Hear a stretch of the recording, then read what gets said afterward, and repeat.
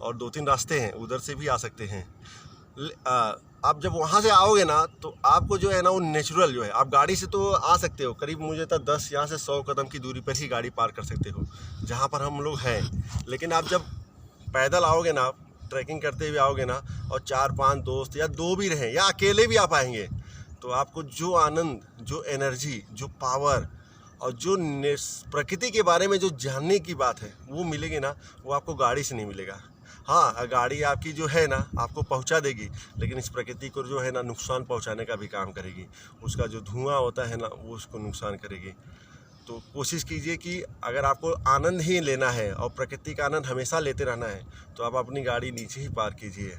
और मैं तो इसके पहले भी 2 चक्कर मार चुका हूँ, और ये संडे और मंडे में आया हुआ था। सचिन जी थोड़ा लेट आते हैं क्योंकि उनका ऑफिस का काम रहता है, और मैं मॉर्निंग 6 बजे आता हूँ। इधर 3-4 दिन से नहीं आया, लेकिन मेरा जो एक्सपीरियंस है ना, मैं डेली 9 किलोमीटर का रनिंग करता था। रनिंग भी है, चलना भी है, दोनों है, मिक्स है।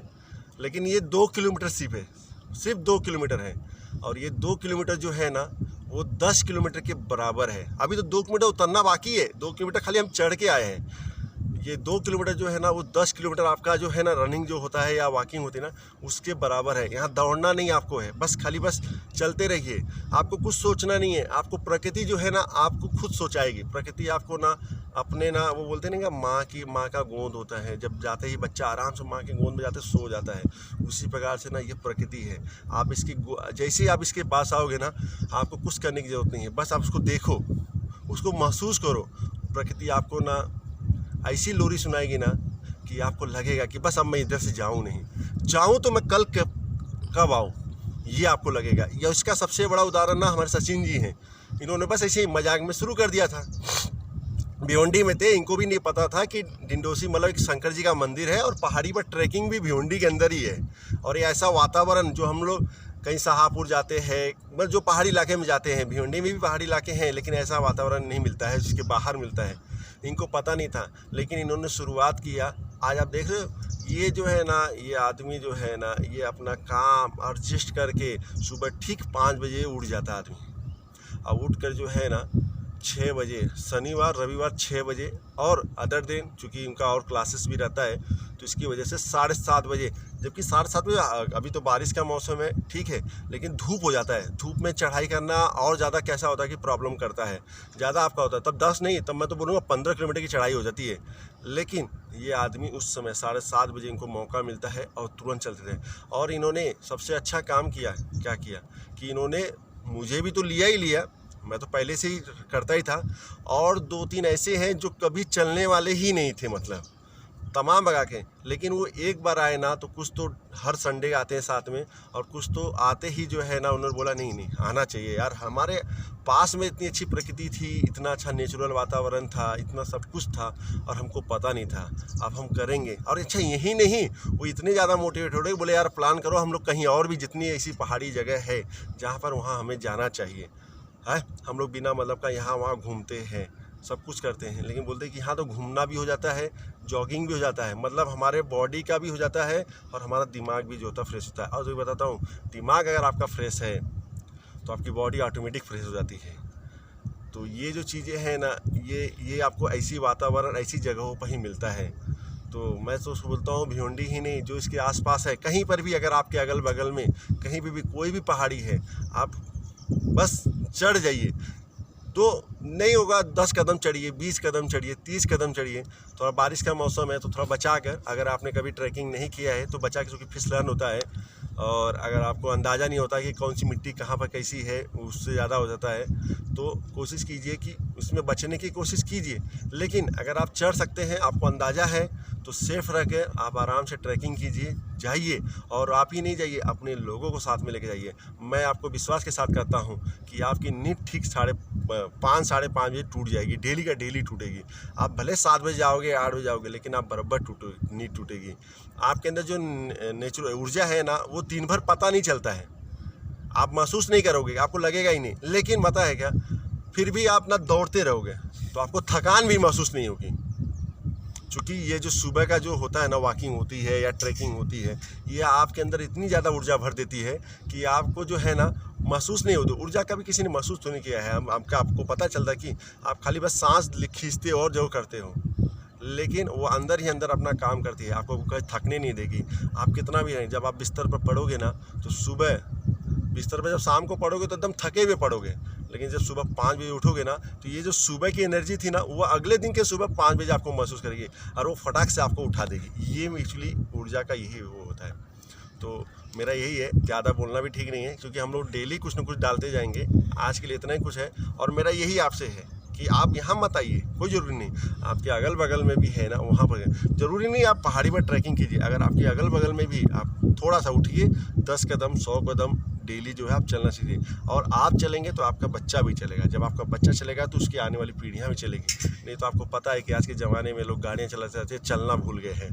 आज लोग दूध भी लेना होता है ना, नाके पर जाना होता है तो बस अरे नहीं रुको, गाड़ी चाबी ढूंढते हैं। और जितना टाइम आप चाबी ढूंढने में लगाते हो ना उतने टाइम में आप सीढ़ी से नीचे उतर सकते हो। हाँ, एक चीज़ और याद आ गया कि अगर आपको कुछ नहीं है ना तो आप अपने यहाँ स्टेयर से रोज़ चढ़ना उतरना। अगर आपके पास समय नहीं है तो आप जब ऑफिस से आते हैं तो ऑफिस जाते हैं तो बस आप उसी से चढ़ जाइए। एक आध बार कोशिश कीजिए, खाना खाने के बाद भी उतर जाएंगे, बस खाली उतरिए, 5 मिनट लगता है।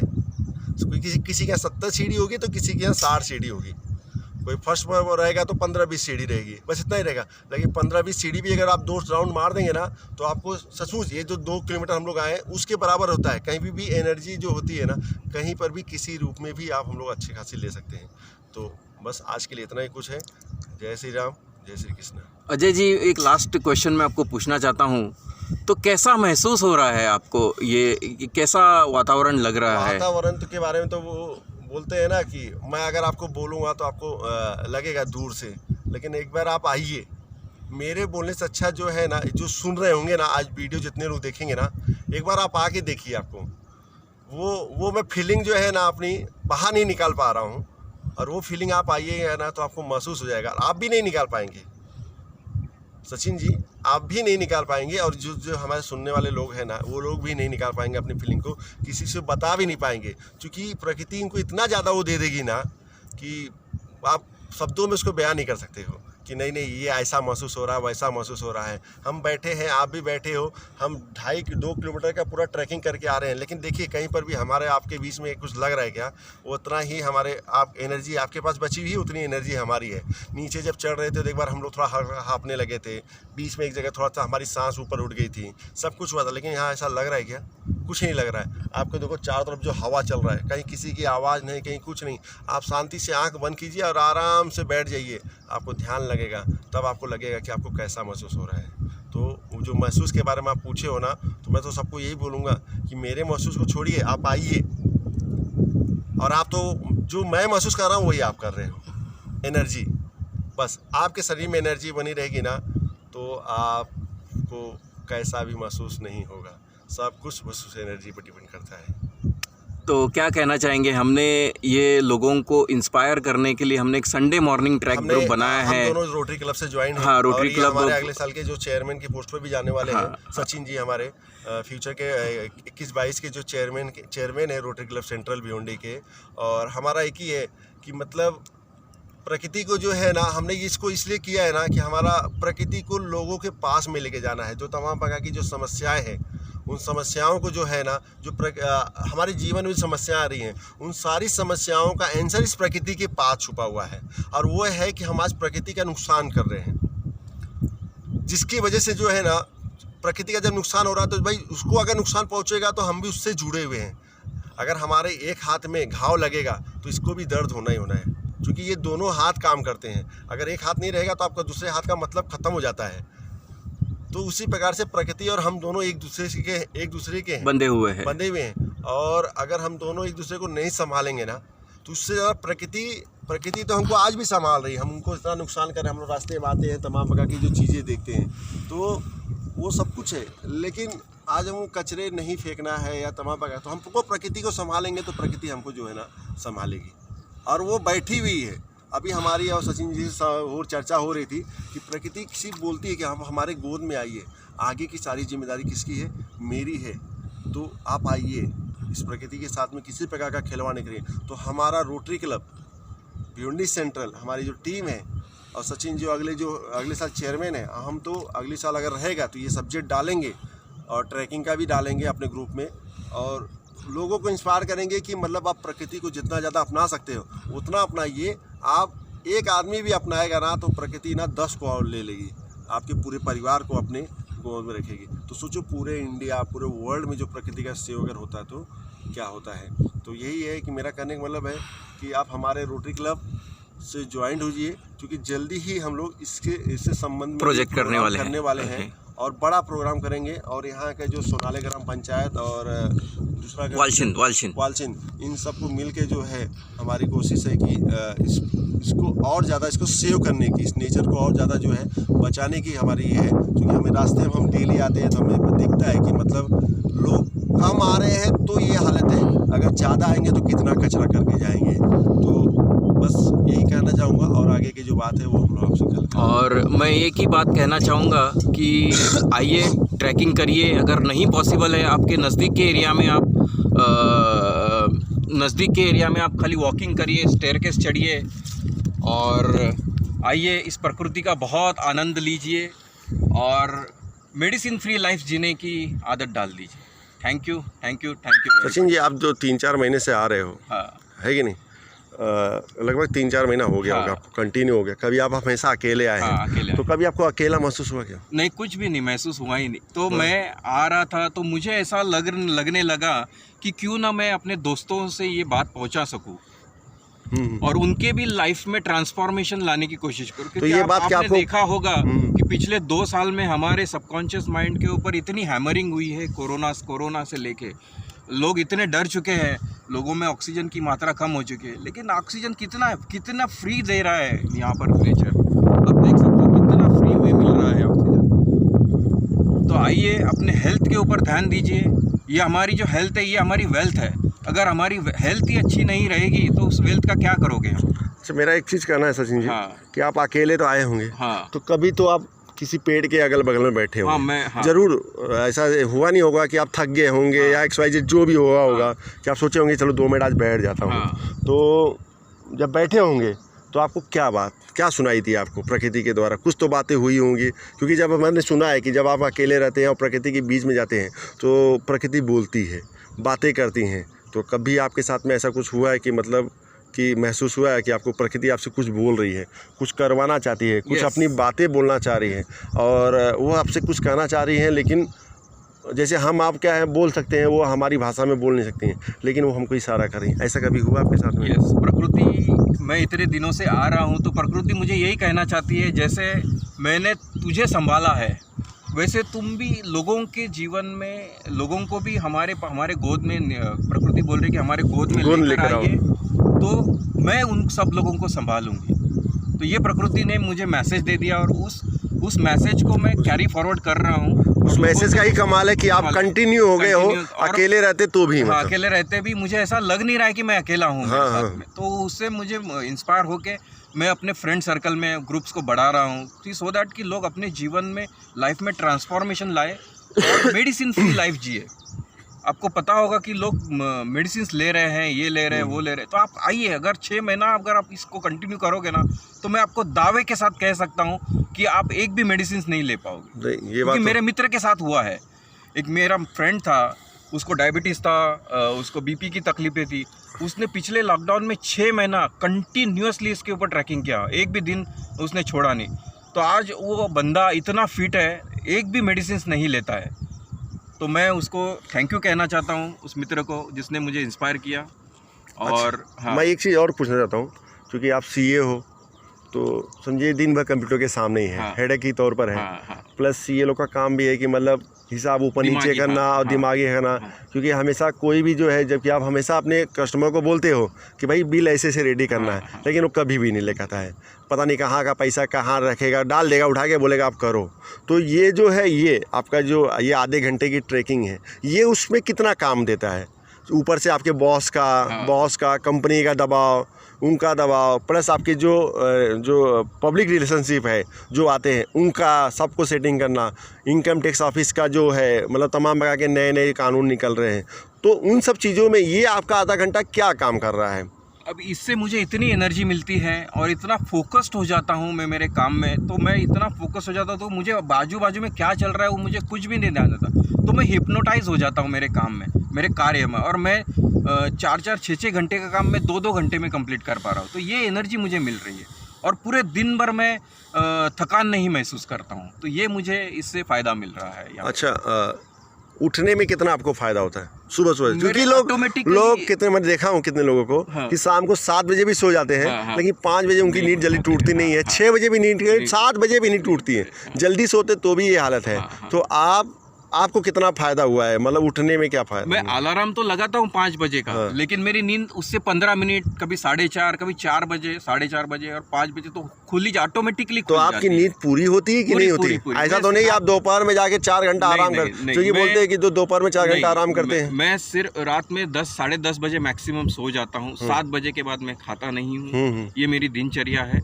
और 10 मिनट में दोपहर में थोड़ा सा मेडिटेशन करता हूँ, ध्यान करता हूँ, अपने अंदर जाता हूँ, तो उससे मुझे अलग तरीके की एनर्जी फील होती है। अच्छा ठीक है, थोड़ा सा मैं आपको रोटरी क्लब पे लेके जाऊंगा, हाँ। क्योंकि आप अगले चेयरमैन होने वाले हैं। हाँ। और तो आप मतलब आपका क्या प्लान है फ्यूचर में? रोटरी क्लब जो भिवंडी सेंट्रल है हमारी है, अभी इसके महेश खड़के जी जो चेयरमैन है, प्लस महेश पारिक जी हो गए हैं, नीलेश पारिक हुए हैं अभी जल्दी से, और सतीश सर है, विपिन सर है, और भी पूरी टीम है हमारी, प्रताप देसले सर है।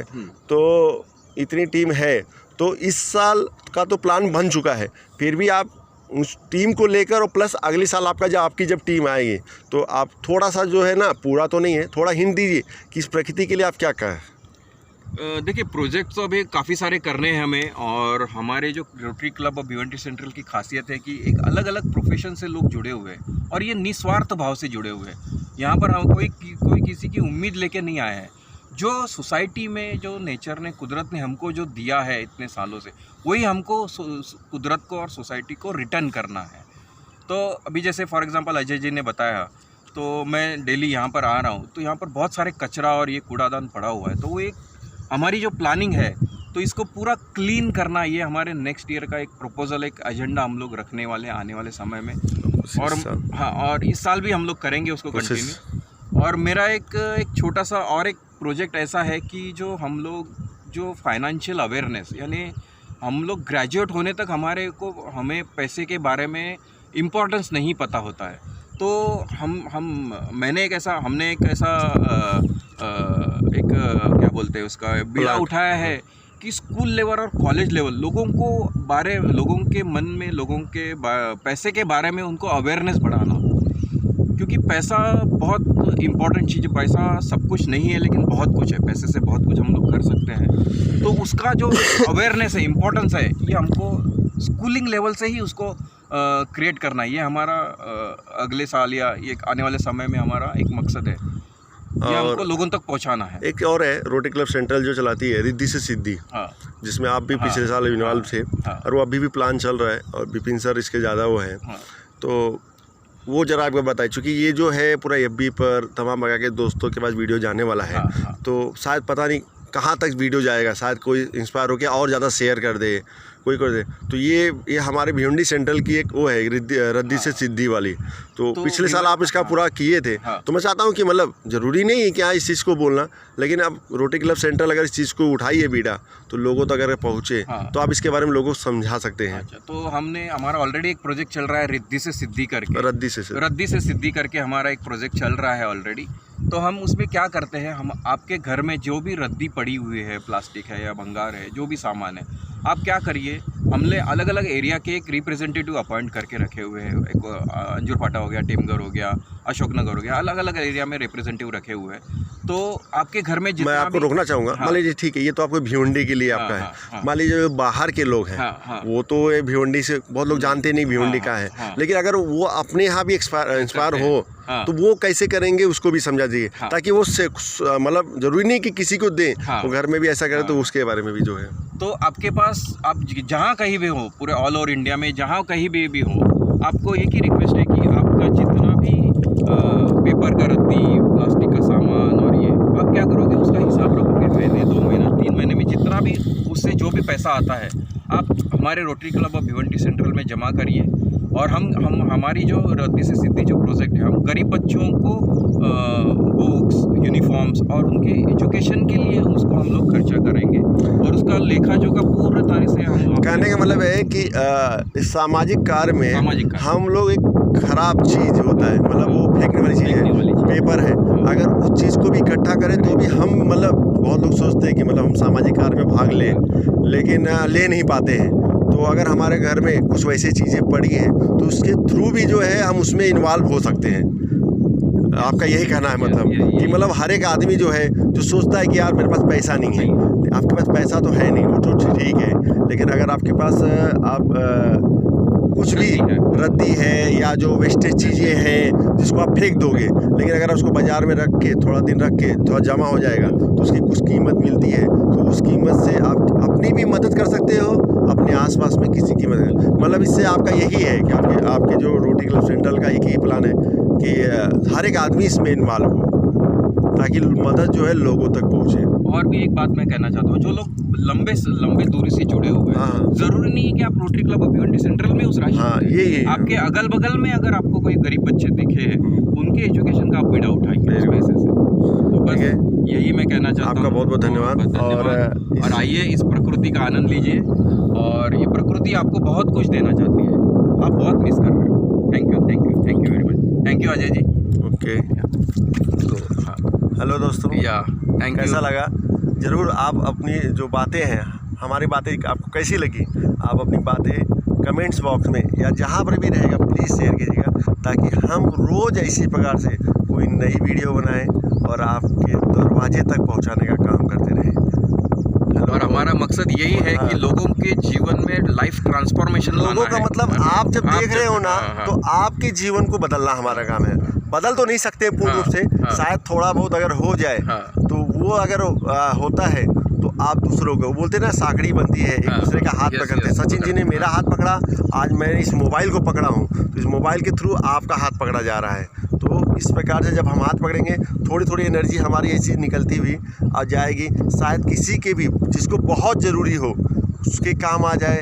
आपके पास फुल एनर्जी होगी, मुझे पता है, ऐसा नहीं है कि एनर्जी नहीं होगी, लेकिन आपकी एनर्जी क्या बसा वो रुक जा रही होगी, वो बाहर नहीं निकल पा रही, तो शायद इस वीडियो के माध्यम से उस आदमी तक पहुँचे। जैसे सचिन जी ने बताया कि इनके फ्रेंड जो हैं बीपी, शुगर और तमाम प्रकार के हाइपरटेंशन, तमाम बीमारियों से वो ग्रसित थे।